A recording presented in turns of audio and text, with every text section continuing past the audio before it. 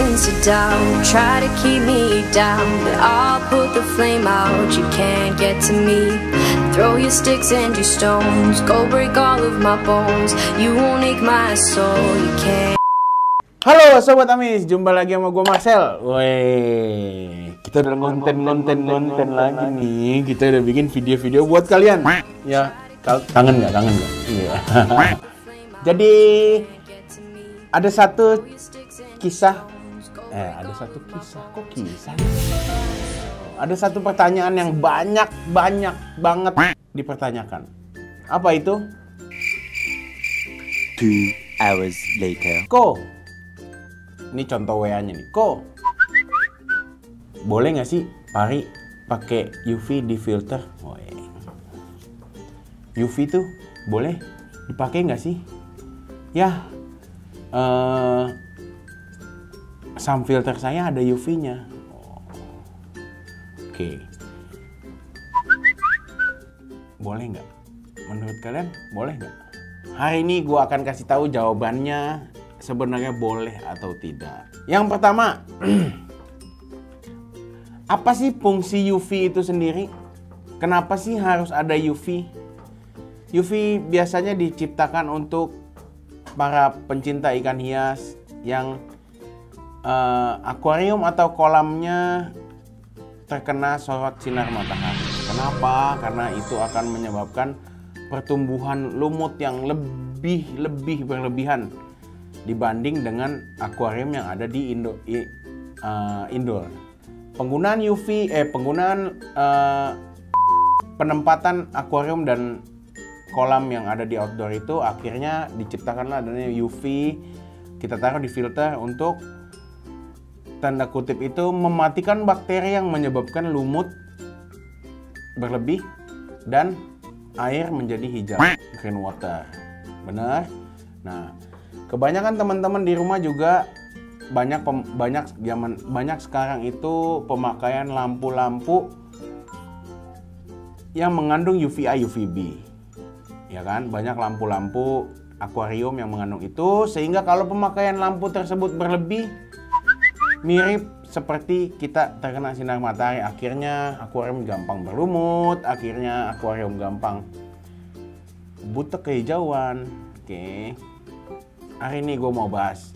Ini berdasarkan pengalaman gue. Jadi kalau gue salah, tolong dikoreksi. Tapi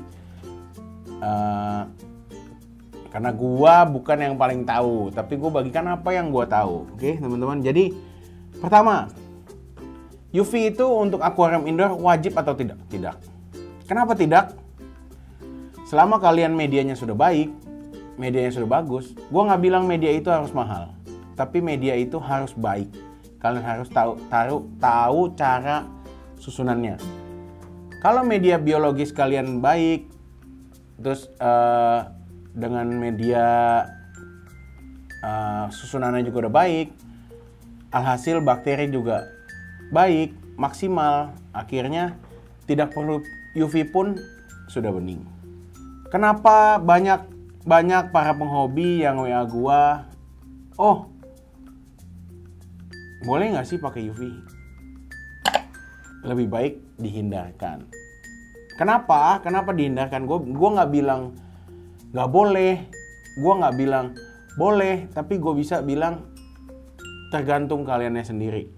Jadi lebih baik dihindarkan. Kenapa? Kadang kita nih, gue memposisikan gue sebagai penghobi. Ketika gue memakaikan UV di filter, kadang para penghobi, wah makin wattnya gede, makin cepet bening nih.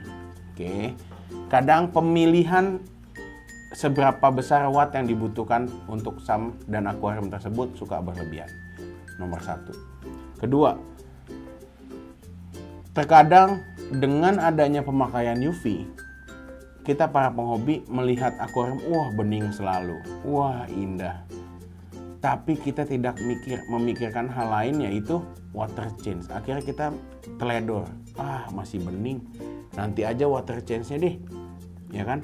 Masih bagus, tambah aja deh kalau samnya kering. Nah, hal itulah. Basicnya ikan tumbuh itu butuh mineral. Mineral itu didapatkan dari air. Nah, Air yang segar, air baru itu mengandung mineral yang masih cukup, masih baik. Akhirnya sehingga ikan itu ketika kita water change mungkin kurang lebih tuh kayak kita mandi setiap hari. Kenapa kita butuh mandi? Biar segar, biar badan ini. Nah, sama di ikan juga dia medianya adalah air. Ketika menggantikan air, water change itu dilakukan, ikan kalian akan jadi segar. Ikan kalian jadi fresh lagi. Wah, medianya bagus nih. Kayak kita lagi pergi ke gunung kan segar, oksigen tinggi kayak gitu-gitu. Nah, mineral-mineral tersebut diserap oleh ikan itu sendiri untuk menunjang pertumbuhannya dia selain dari pakan.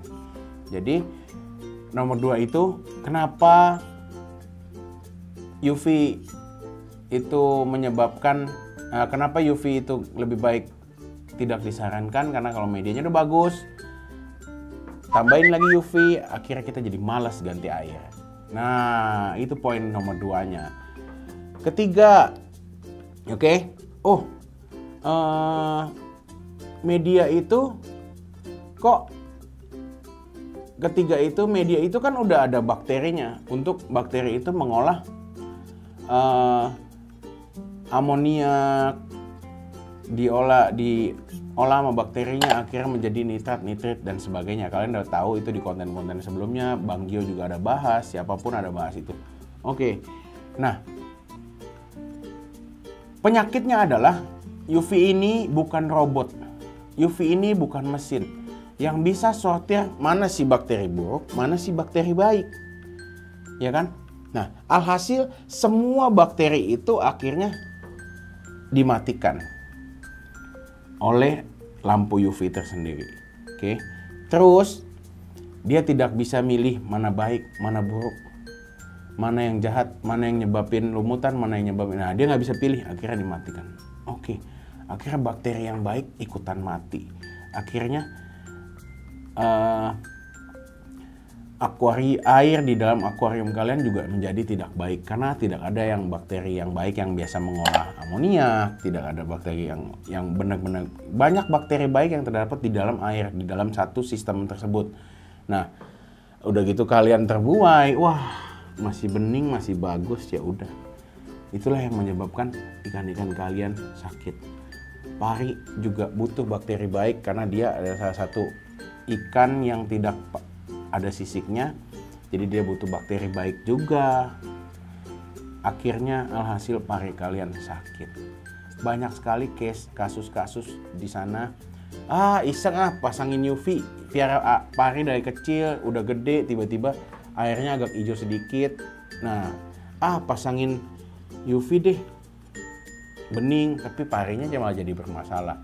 Oke, ketika kalian melihat air di akuarium kalian berkabut, nah yang harus kalian lakukan adalah penambahan, merenew bakteri yang ada di dalam sistem akuarium kalian. Jadi begitulah yang namanya yang diciptakanlah namanya bakteri starter. Nah, jadi gini, sebenarnya kalau mau gampang urutannya adalah bakteri starter. Ketika kita bikin akuarium baru, kita banyak banget lah merek bakteri starter, kita pakai apa aja untuk starter. Nah, bakteri itu tinggal di mana?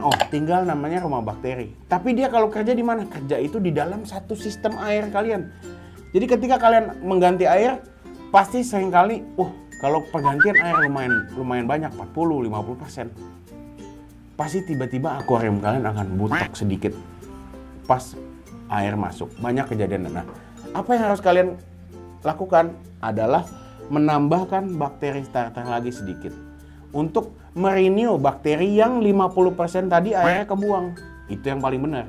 Jadi bakteri yang dari 50% air yang udah kebuang, itu bakterinya ikut kebuang. Kenapa kita tambahin air baru? Makanya agak butak dikit, agak cloudy sedikit. Tambahin lagi bakteri starter sedikit. Nggak usah banyak-banyak, sedikit. Nanti sebentaran dia bening lagi. Itu gampang. Jadi tidak perlu pakai UV dan lain-lain. Nah, kalau kalian menggunakan di outdoor, tidak apa pakai UV. Nah, cuma tetap basicnya adalah kita harus water change. Dan jangan terbuai karena UV, air itu jadi bening. jadi malas kita ngopi, gue piara pari, gue piara ikan, capek kalau mesti ganti air seminggu 2-3 kali. Nah, sebenarnya dengan kalian piara ikan, yang utamanya adalah komitmennya dulu kan.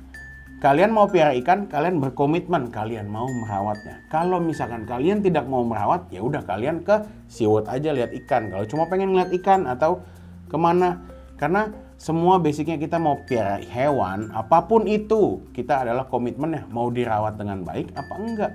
Kalau tidak mau dirawat, ya berarti jangan dibeli, sayang uang kalian. Mending disimpan aja untuk hal-hal yang lebih penting. Oke, jadi apa lagi, Tin? Nggak ada ya? Oke, jadi itu. Jadi ternyata UV itu boleh pakai, boleh nggak? Bukan nggak boleh sama sekali. Cuma gue lebih menghindari, lebih gampang jawabnya tidak usah. Karena kalau selama akuarium itu di indoor, sistemnya udah baik, kalian bisa jaga airnya, kualitas airnya dengan cara water change aja. Nah, jadi itu pilihan kalian. Boleh pakai UV, boleh. Tapi harus dijaga benar-benar airnya 2-3 hari sekali ada water change untuk memperbarui air yang ada di akuarium. Itu aja yang gue mau kasih info buat kalian. Semoga info ini bisa berguna buat kalian. Semoga ikan-ikan kalian selalu sehat, selalu di rumah. Dan jangan lupa, kalau beli ikan tetap fish and furious. Oke teman-teman, see you next video. Salam. Bye-bye.